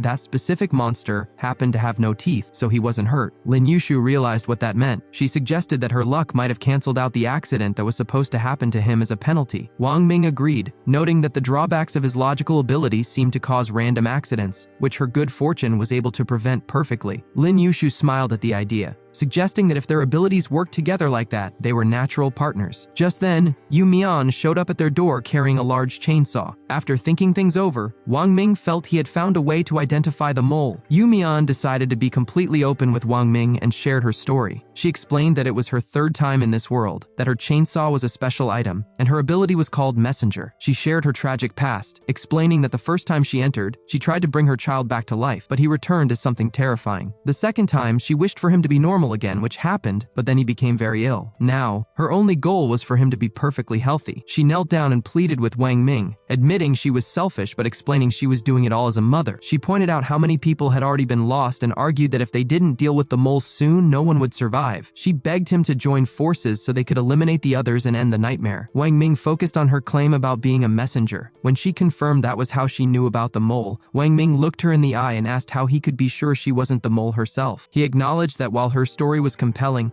and a mother would do anything for her child, he couldn't rule her out. He pointed out that a mole would want to eliminate the other players just as she was suggesting. Yu Mian stood up feeling defeated and realized he simply didn't trust her. Wang Ming clarified that his stance hadn't changed. He refused to win by hurting others. He reminded her that if he wanted to, he could have already taken everyone out himself, as no one there was a match for his strength. She nodded slightly and walked away in silence. Lin Yushu whispered, wondering if the woman would try to take matters into her own hands. Wang Ming analyzed the situation, feeling that she wouldn't act alone alone because she was afraid of the other strong players. He realized that without his cooperation, she would likely stay quiet. Wang Ming then thought about how Lin Yushu's luck could help them. He told her to go look for clues, believing that her special blessing might lead her to something important. He was serious about this, noting that in past challenges, he had to piece together small bits of information to survive, but so far they had nothing but the tip about the mole. With 9 days left in the mission, they needed more to go on. Before Lin Yushu left, she told Guyao not to be so reckless and stand in front of her like that again. She then handed Guyao a specialized blade she had found, telling her to keep it for protection. After receiving the blade, Guyao apologized sincerely. Wang Ming cut in to share a major concern. He pointed out that the monsters from the previous night were much stronger than the ones they faced during the day. He used the slit-mouthed woman as an example, noting that even though his power had increased significantly, she was still harder to handle the second time. He theorized that the spirits get stronger over time, or each time they reappear, and he worried that by the end of the 10 days, even he might not be able to stop them. He then questioned the rule about naming monsters. If saying a name summoned a ghost, he wondered why the mole didn't just summon a massive threat to finish everyone off at once. Because of this, he felt the original rule didn't quite make sense anymore. He told Lin Yushu that he had a plan to find the mole without hurting anyone, but he asked Guyao to step out for a moment first. Lin Yushu immediately defended Guyao, explaining that she was a kind person who had been through a lot of bullying at school and at home. Wang Ming clarified that he wasn't trying to exclude her. Having her leave was just part of testing his theory. He revealed that he had secretly said a monster's name while he was alone the night before to test the rules, but nothing had happened. This led him to a new hypothesis. A monster only appears if its name is mentioned in front of the mole or a specific person. He even wondered if the mole might not even realize they were the mole. To test this, he had Lin Yushu say a monster's name out loud. She shouted out the name of a spirit, but the room stayed silent. He had her try several more names, but still, nothing appeared. Confident in his new strategy, Wang Ming decided to call every player into the room one by one to confront them. He suspected that the seemingly innocent girl might actually be the mole responsible for the chaos, and that dealing with her could be the key to finishing the game. Lin Yushu gathered everyone and explained the situation. She asked if Guyao needed to be tested, but Wang Ming asked her if she truly believed someone with Guyao's personality could be the mole. The first person to step up for the test was Yu Mian. She acknowledged that Wang Ming was going to great lengths to avoid violence and said she hoped his plan would work. Wang Ming was surprised she wasn't more argumentative, but she simply smiled and said that no one is born cruel. She was only doing what she felt she had to for her children. Wang Ming laid out the rules clearly. Each person had to say a monster's name in front of him, and he would repeat it back. If no monster appeared, they were cleared. He warned them not to discuss the names with anyone else before or after the test. With the plan in place, the challengers began entering the room one by one to see who was hiding the truth. After several people had taken the test, the villa remained quiet. Everyone started to wonder if the plan was actually working or if the mole was even among them. Even Wang Ming felt a bit frustrated. He eventually called Guyao into the room and asked if Lin Yushu had shared their earlier theories with her. He reminded her of the moment the zombies first appeared, noting that while Lin Yushu had mentioned a specific character, someone else had mentioned the movie Biohazard. He pointed out that while she might not have known the specific character, she definitely knew the movie was about zombies. As soon as he said the movie's name, shouts erupted from outside the room. People were yelling that the zombies were back and accusing the little girl of being the mole. A crowd of zombies had suddenly appeared out of nowhere and begun attacking the players. Guyao turned pale and began to shake, crying that she couldn't be the one hurting people and insisting to Wang Ming that she wasn't the mole. Wang Ming sighed deeply. He admitted that he had suspected her for a while but didn't want to believe it without proof. He explained that he had finally figured out how the monsters were appearing. It wasn't just about saying a name, it was about what Guyao knew. When Sadako was mentioned, she appeared because Guyao knew her story. When the slit-mouthed woman was brought up, she appeared for the same reason. But when a tyrant was mentioned, a character she didn't know, only general zombies appeared because that's what she understood. He even pointed out that during the Night of the Spirits, she had been having nightmares. He realized that the monsters weren't just triggered by her thoughts while awake, but by her dreams as well. She just hadn't realized she was the one doing it. Faced with the evidence, Guyao couldn't deny it. She broke down in tears, blaming herself for everything that had happened. Wang Ming tried to comfort her, telling her not to blame herself because she was actually the key to everyone's survival. However, he suddenly realized he had made a huge mistake. Before, Guyao didn't know she was the cause, so she only summoned things subconsciously. Now that she knew, she couldn't stop her mind from racing toward terrifying thoughts. Immediately, cries for help came from the hallway. Yu Mian burst into the room with her chainsaw, shouting that they had to finish off the mole to end the nightmare. As she swung the chainsaw toward Guyao, clumps of hair suddenly appeared from behind the girl, tangled in the blades, and snapped the tool apart. A terrifying spirit appeared behind Guyao, but the girl had no control over it. The spirit then turned its attention toward Lin Yushu. Guyao screamed for it to stop. In that moment, the timid girl found a spark of bravery, horrified that the things she was creating were hurting her friends. Wang Ming urgently told her to think think about happy memories to change what was happening. Gu Yao tried desperately, but she realized she didn't have any happy memories to lean on. Her mind was filled only with pain. A red vortex opened up, and a massive ghostly hand reached out. A hideous three-eyed monster emerged, and Lin Yushu realized it looked just like Gu Yao's stepfather and the people who had bullied her at school. Wang Ming was stunned. She wasn't just summoning known monsters anymore. She was creating new ones based on her deepest fears and traumas. He knew that these personal demons would be much harder to face than any movie monster because they were the true root of her pain. As the ghostly figures reached out to attack, Wang Ming quickly jumped back to get some distance. He knew there was no running away this time. Even though Gu Yao didn't want anyone to get hurt, her subconscious fear made these monsters incredibly dangerous. With no other choice, he prepared to stand his ground while the other players outside fled in a total panic. The chaos grew worse instantly. The monster grabbed Yu Mian, and she was gone in an instant. Nearby, Lin Yushu was being overwhelmed by a swarm of creatures, screaming for help. Gu Yao could only clutch her head, crying out and wondering why this was happening to her and what she had done to deserve such a life. Her mind flashed back to her childhood. After losing her father in a car accident, her mother had remarried, but her new life was far from happy. Her stepfather turned out to be a cruel person who monitored her every move, making her feel like she was trapped in a nightmare. Eventually, the pressure became too much, and in a moment of total despair, she had tried to end her own life. That was the moment she first encountered the survival game. Gu Yao often wondered if the people who bullied her would ever feel guilty or regretful for pushing an innocent girl so close to the edge. She realized they likely never would. They would simply forget their cruelty, while she would be left to carry the scars forever. Over time, even people who watched it happen began to blame her, asking why she didn't just tell a teacher or leave the school. She hadn't forgiven any of it. She was just exhausted from carrying the weight of it all. Suddenly, her sadness turned into a wave of intense fury and resentment. With a new look of determination, she declared that she wasn't born to be a victim. This shift in her emotions sent her into a trance-like state, causing the monsters she created to become even more aggressive. Lin Yushu was on the verge of collapsing under the pressure. Wang Ming fought to block the monsters and shouted at Gu Yao, trying to snap her out of it. His voice triggered a memory for her. The first time they met, Wang Ming had stepped in to protect her from some people harassing her and told her she needed to be braver. He had promised her that if anyone ever bullied her again, she should call out his name for help. Wang Ming realized that this challenge couldn't be won with strength alone. As Lin Yushu was about to be struck down,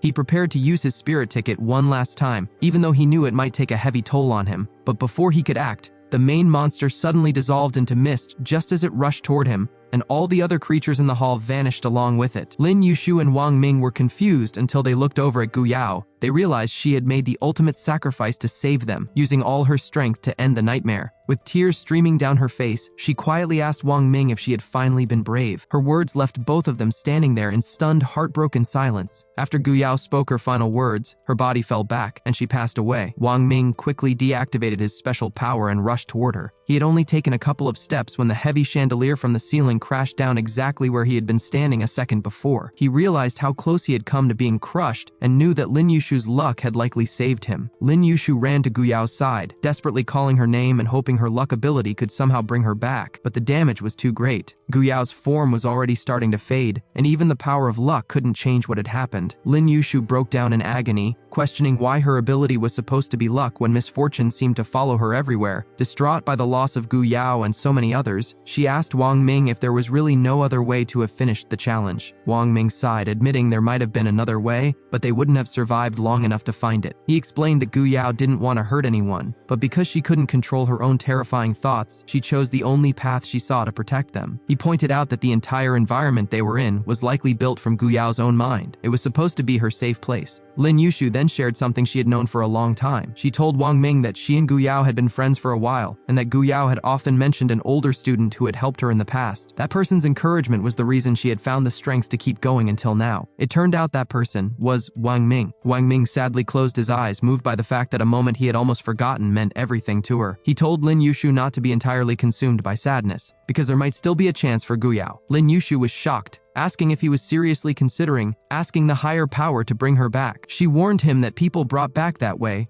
weren't truly themselves, and that a kind soul like Gu Yao would only suffer if she were resurrected as a monster. Wang Ming listened seriously and agreed that she was right about the dangers of those wishes. However, he pointed out that since there were two of them left, they could combine their wishes. He asked Lin Yushu if she was willing to give up her own ultimate goal to help save their friend. Without hesitation, Lin Yushu said she was willing to do whatever it took. With the monsters gone, the villa remained remained quiet for the time being. There was plenty of food and water, but the emotional weight of what they had been through was almost unbearable. Days passed until a massive storm hit the area. The villa's main gates suddenly creaked open, and through the heavy rain, a new figure appeared, a butcher holding a massive blade. As they looked at the ominous newcomer, they realized a new threat had arrived. Wang Ming immediately pulled out his special ticket, getting ready to face the newcomer directly. He couldn't quite tell what kind of terrifying presence he was dealing with. The stranger, known as the butcher, let out a cold laugh, mocking the idea of someone sacrificing their life for others. He called the whole situation a joke and said he never expected the survivors to witness such a pathetic display. Wang Ming didn't back down. He told the butcher that the only reason he found it funny was because of his own miserable nature. He argued that the butcher's lack of empathy was what made him pathetic and reminded him that all true greatness starts from ordinary moments. He said the only thing truly laughable in the room was the butcher himself. At those words, the butcher slammed his massive blade into the ground and sneered, asking if Wang Ming was afraid of being finished right then and there. But Wang Ming didn't show any fear. The butcher realized then that Wang Ming had already figured it out. Due to the rules of this mysterious world, the butcher wasn't allowed to harm the players. Wang Ming confirmed his suspicion that, much like the ticket seller from before, this figure was bound by certain restrictions. This realization also meant that everything they were experiencing was connected, and there was a larger force watching their every move. The butcher laughed and introduced himself, explaining that he was now the owner of the villa since the previous owner had been defeated. He then congratulated them, telling them it was time to hear the whispers of the divine.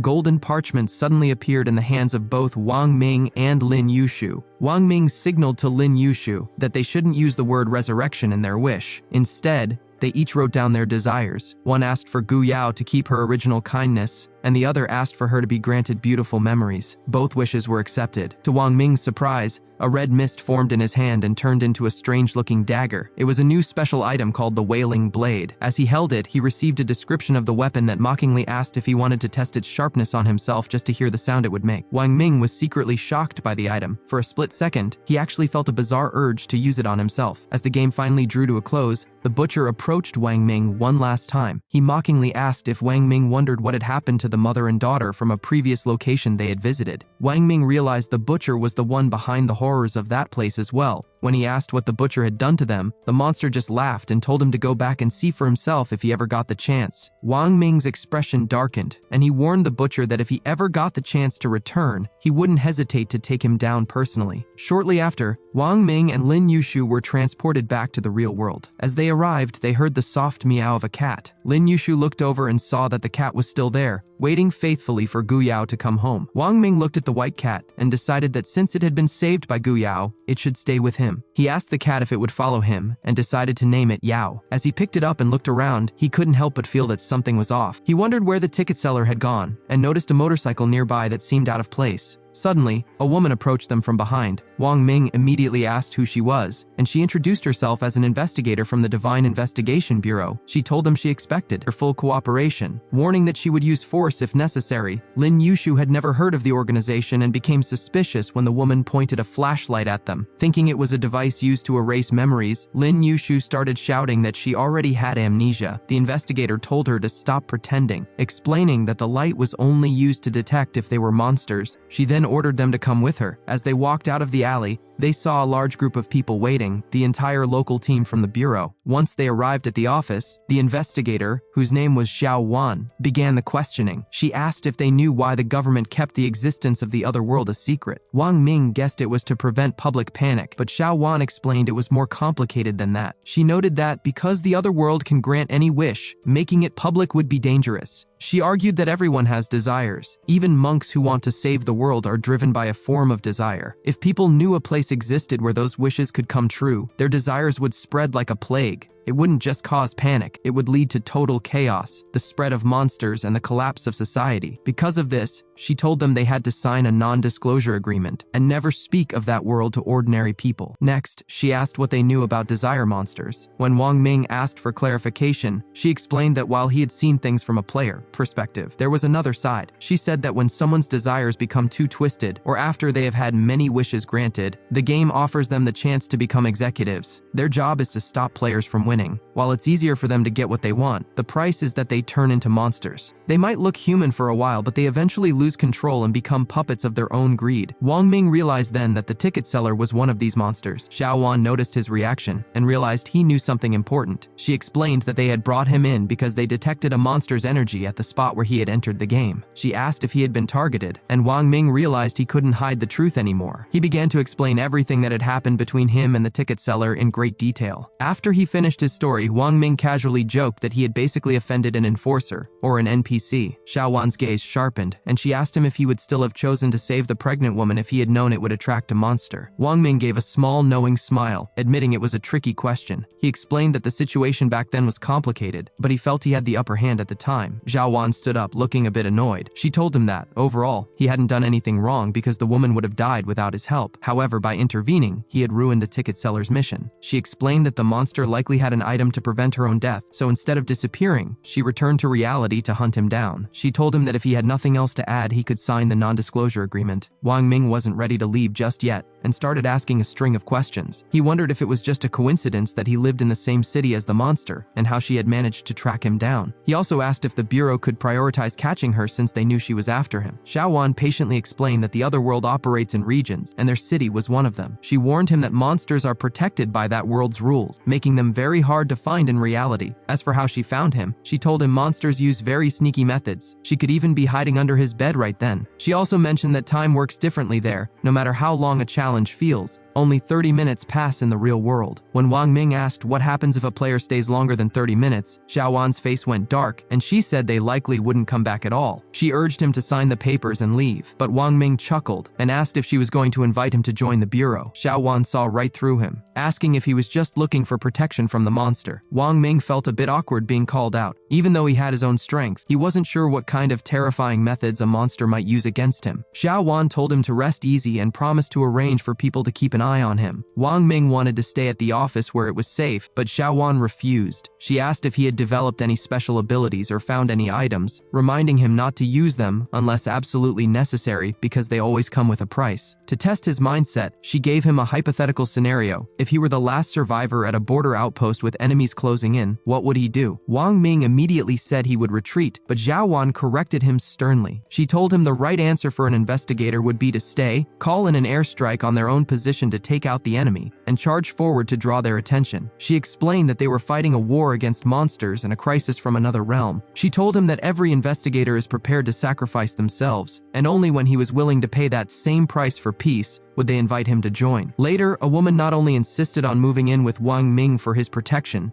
but immediately started making herself at home. After leaving the bureau, Wang Ming asked Lin Yushu about his plans. Lin Yushu mentioned it was his girlfriend's birthday and that he had to head out right away, quickly saying his goodbyes. Wang Ming then turned his attention to the white cat, noticing she was suffering from burns and skin issues. Since he had decided to adopt her, he knew he couldn't hold back on the costs for her care. He took the kitten to a pet hospital for treatment. When he noticed the cat, whom he called Yao Yao, looking nervous, he reassured her that he wouldn't abandon her. However, shortly after leaving the shop, he got a call from his own employer. It turned out his workplace was blocked off, so he was told to wait for further notice before coming back to work. As he hung up, a figure appeared nearby. A woman in black stockings looked at him and laughed coldly, noting that they had met again. Wang Ming immediately realized the ticket seller had found him. A pungent scent of perfume mixed with a rotting smell gave her away. He reached for his spirit ticket and tried to act confused, but the woman didn't hesitate. She began to transform into a monster right there in the busy marketplace. Wang Ming was shocked that she would reveal such a terrifying form in public. Her hair turned into mouths filled with sharp teeth, lunging toward him. Just then, the roar of a motorcycle engine echoed nearby, startling both of them. The ticket seller decided to retreat for now, scoffing that while the bureau could protect him for a moment, they couldn't stay with him forever. She warned him that they would settle the score soon before fleeing. Wang Ming breathed a sigh of relief, relieved he didn't have to fight in the middle of the city. Xiao Wan pulled up on her motorcycle and asked if he was okay. She pulled out a radar device to check the area, noting that the monster seemed to be gone. She commented that the creature was clearly desperate to get rid of him and suggested they could use him as bait. When Wang Ming turned down the idea, she told him he didn't really have a choice. She explained that since the bureau was short-staffed, the captain had decided she would live with him until the threat was handled. Wang Ming certainly wasn't going to complain about a beautiful woman moving in. An hour later, he picked up Yao Yao from the pet shop, and Xiao Wan drove them both back to his place. place. She made herself at home immediately, heading straight for the shower. Wang Ming was caught off guard by her appearance when she finished, surprised that someone who seemed so serious and distant could be so relaxed and comfortable around him. As Xiao Wan sat down, Wang Ming asked her how many of these challenges she had actually completed. She shook her head, admitting she had lost count a long time ago. Wang Ming felt a bit guilty for staring and looked away, thinking to himself that humans really weren't as composed as cats. Xiao Wan caught him and asked if he enjoyed the view. Wang Ming tried to play it cool and looked away, but she wasn't fooled. She told him to stop pretending, knowing he had been looking at her. Then, her expression became serious. She warned him that the other world is ever-changing and that he might one day face a beauty trial. She explained that in those challenges, the women he would meet would be perfect in every way and would try to fulfill his every desire. She asked if he thought he could actually survive a test like that. Wang Ming jokingly thought to himself that those challenges sounded like a bit of good luck, but he told her he just wanted to test his own self-discipline. Meanwhile, a dangerous situation was unfolding elsewhere. After Wang Ming left the area, the monster known as the ticket seller returned to the pet hospital. In a fit of rage, she took out her anger on everyone there, targeting anyone who had been in contact with Wang Ming. The ticket seller's name was Ya Sha. Years ago, she was a top student who landed a great job at a big company. She worked incredibly hard and never complained about overtime, but she was shocked when her best friend, who wasn't as qualified, suddenly became her boss. She eventually discovered the friend was having an affair with the chairman. Realizing that hard work wasn't getting her anywhere, Ya Sha decided to use her own beauty to take her friend's place as the chairman's mistress. She quickly learned that a single whisper could get her more wealth and power than years of labor ever could. However, her life took a horrific turn when the chairman's wife found her and attacked her with acid. Left permanently disfigured, she became an outcast. The company fired her, and the chairman abandoned her. In her deepest despair, she tried to end her life, which was when she first heard the voice of the divine and entered the game. If Wang Ming hadn't interfered, she would have finally regained her beauty. In her mind, everything was his fault. As she fumed, a mysterious woman walked into the shop and laughed at her. She called Yasha pathetic,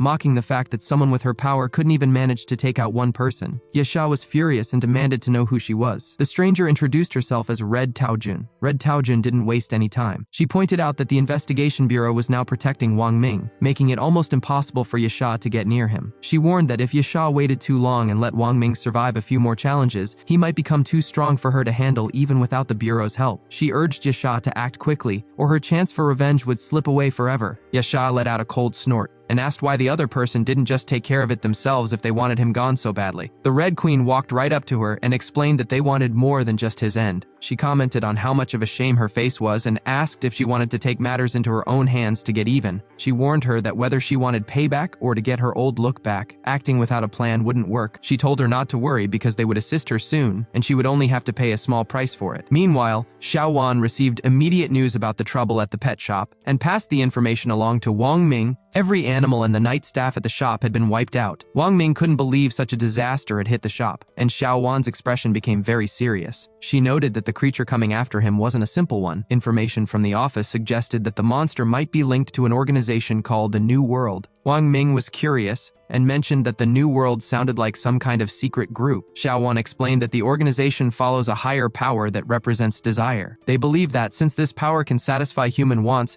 it can build a brand new world where desire no longer exists. Wang Ming caught on quickly, noting that if everyone's needs were easily met, there would be no more longing, which would mean an end to suffering. Xiao Wan agreed with his assessment. She added that people like him, who haven't joined the official bureau yet, are exactly the kind of people the New World tries to recruit. Wang Ming laughed coldly and asked if that meant helping them hurt people. Xiao Wan corrected him impatiently, saying that they call it helping to build a new world. 5 nights later, Xiao Wan was suddenly pulled into a dreamlike world of desire. Based on what she knew, she was supposed to return to reality in about 30 minutes if everything went smoothly. However, shortly after she left, Wang Ming felt like someone was watching him from the dark. He soon heard a noise inside his quiet house that didn't sound like a knock at the door. He eventually realized the sound was coming from the window. A frightening figure appeared outside. It was Yasha, who had undergone a strange transformation. Wang Ming was stunned because his apartment was on the 8th floor, yet she had climbed all the way up. Yasha was out of patience. She looked up and lunged straight for the window. Wang Ming quickly tried to figure things out, wondering if Xiao Wan being pulled away was connected to the group behind this attacker. He knew he couldn't let her inside, so he tried to shut the window quickly, but Yasha was faster and managed to force it open first. Wang Ming didn't lose his cool though. He landed a solid kick that sent Yasha falling back down to the ground. She fell all the way from the 8th floor, hitting the dirt so hard she left a small dent.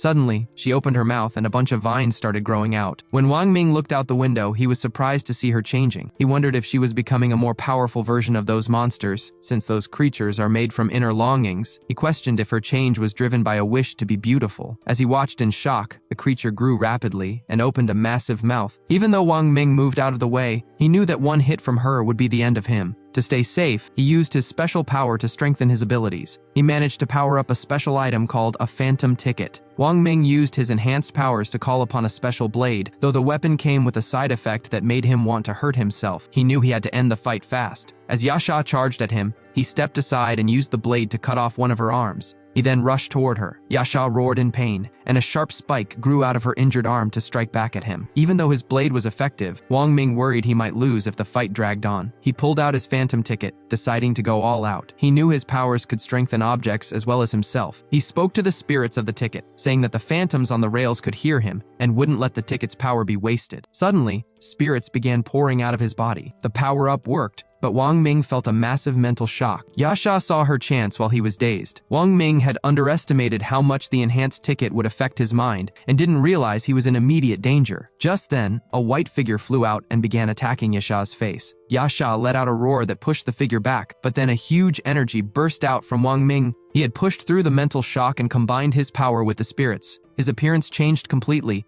His upper body turned dark and he was covered in a thick, mysterious energy. Yasha was shocked and claimed that they were both monsters. Wang Ming laughed and questioned why she said both. He didn't waste time thinking about it and attacked first. Yasha realized she couldn't fight him head-on anymore, so she created a wall out of tangled vines. Wang Ming didn't hesitate and broke through the vine wall with a single punch. However, Yasha had already disappeared. He decided to chase her down, knowing that if he didn't finish this now while she was fully transformed, he might not get another chance. He eventually found her tracks on the street, but instead of her human form, there was a giant flower bud. The bud glowed red and started releasing pollen. Wang Ming covered his nose, but he had already breathed some in, causing his limbs to feel heavy. To make matters worse, his power boost was almost over. Suddenly, a huge rock fell from above and hit him. Luckily, his spiritual armor protected him from any real damage. A giant figure watching from nearby remarked that it was interesting and wondered if Wang Ming's power caused bad luck. The observer noted that the rock didn't look like it was going to fall until Wang Ming was right under it, suggesting his power was more about breaking the rules of logic. The observer then signaled for the flower of desire to bloom and show its beauty. The bud opened up into massive, strange petals. Even though the weapon Wang Ming held was dangerous to use,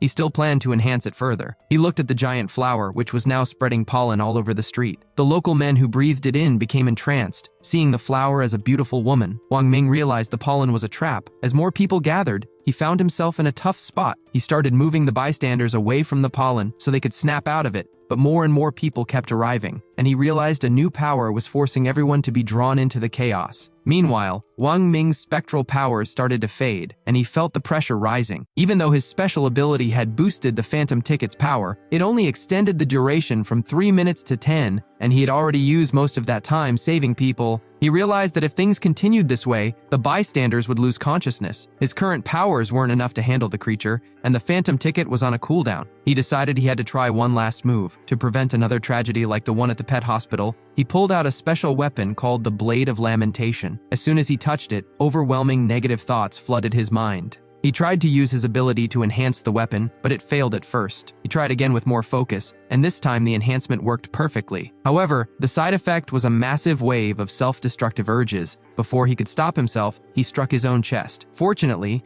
because of his unique state, he survived the hit. He began to laugh loudly, noting that this uncontrollable effect was exactly what he needed. Forcing himself to stay focused, he threw the blade toward Yasha. The creature used its vines to catch the weapon, which was exactly what Wang Ming wanted. He knew that even in that form, she still had a conscious mind. The side effect of the enhanced blade was now so strong that anyone with a consciousness who touched it would immediately want to finish themselves. Just as he expected, Yasha froze the moment she grabbed it. Her own vines then turned the blade against her, slicing through the flower and its leaves. In an instant, the blooming flower collapsed and fell to the ground. The pollen in the air cleared up, and the affected people began to wake up. Wang Ming wiped some red liquid from his mouth and wondered if it was finally over. He realized he had to be just as careful of the side effects of his powers as he was of the monsters. He was out of options, and he knew another hit from a falling rock might actually end him. Suddenly, a cry of despair rang out. Yasha asked why things were like this and what she had done wrong. She complained about how unfair it was that people she considered inferior were able to look down on her and mock her. She claimed she only wanted to prove herself and earn a better life. Wang Ming's expression darkened. He told her that while he couldn't truly feel her pain or understand her screams,